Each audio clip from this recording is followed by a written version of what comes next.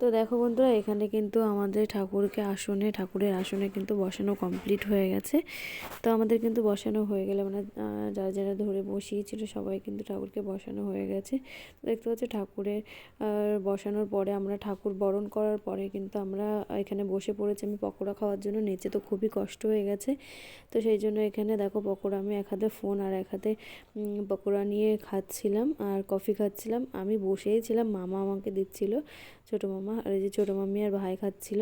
এখানে হয়েছিল কিন্তু বাঁধাকপির পকোড়া, মানে সবজির আর কি। তারপরে এখানে আমি একটু সেজেগুজে নিয়েছিলাম, আমরা সবাই, সব বোনরা, শুধু মেজো বোনই আর কি সাজিনি। ছোটো বোনও শাড়ি পরেছিল, আমিও শাড়ি পরেছিলাম। তো আমাকে কেমন লাগছে কমেন্ট করে জানিও। আর এই যে আমার মাসির ফাইনাল লুক কেমন লাগছে কমেন্ট করে জানিও আমার মাসিকেও। আমার মাসিরা কিন্তু খুব তাড়াহুড়োর মধ্যেই আর কি সেজেছে।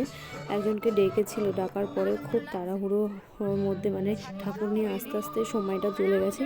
সেই কারণে অনেকটা তাড়াহুড়ো করে আমার প্রথমে আমার বোনকে সাজিয়েছে, তারপরে মাসিকে অনেক তাড়াহুড়ো করে সাজিয়েছে, কারণ ওনাকে বাড়ি যেতে হতো, ওনার রাত হয়ে গেছিলো। সেই কারণে যেমন তেমন পেরেছে তেমনভাবে সাজিয়ে চলে গেছে। বোনকে তবু ঠিকঠাক লাগছে, বাট মাসিকে অতটা ঠিকঠাকভাবে সাজাতে পারিনি, মানে সময় ছিল না ওনার যে টাইম ছিল সেই টাইমে আমরা ঠাকুর আনতে গেছিলাম। তো বোন আর মাসি সেজেছিল ওনার কাছে, আর আমি এমনি নর্মাল নিজে নিজে যেরকম পেরেছি সেরকম সেজেছি। তো কেমন লাগছে কমেন্ট করে জানিও কিন্তু অবশ্যই।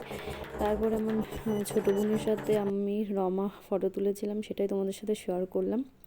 তো তারপরেই আমি মাসি আর তোমাদের দাদাভাই আর আমার বড় মামা একটু ভিডিও ক্লিপ তুলে নিলাম। তো মামা কি একটা বলছিল, তারপরে মা, এই যে আমার মা নর্মাল মধ্যবিত্ত মানুষ, আমার মা মানে গরিবানা আর কি, কী বলবো, যাই হোক। মা ওই শাড়িটা পরবে না মোটে, মা চোখ মুখ দেখে বুঝতে পারছো। ভীষণ টেনশন হয় মার কোথাও গেলে, আর না খাওয়া ঘুম থাকে না। আর মা উপোস ছিল, আমার মা আর আমার ছোটো বোন উপোস ছিল, এই যে আমার ছোটো বোন আর আমার মাসির মেয়ে, মাসি মেসো, এই যে আমার মেসো। সবাইকে কেমন লাগছে কমেন্ট করে জানিও। ম্যাচিং পড়েছে। তো যাই হোক, সবাইকে খুবই ভালো লাগছে। আর এখানে মার পুজো হচ্ছে, ওই জন্য ভাই বসে আছে, আর অনেক ঠান্ডা লাগছিল যেহেতু।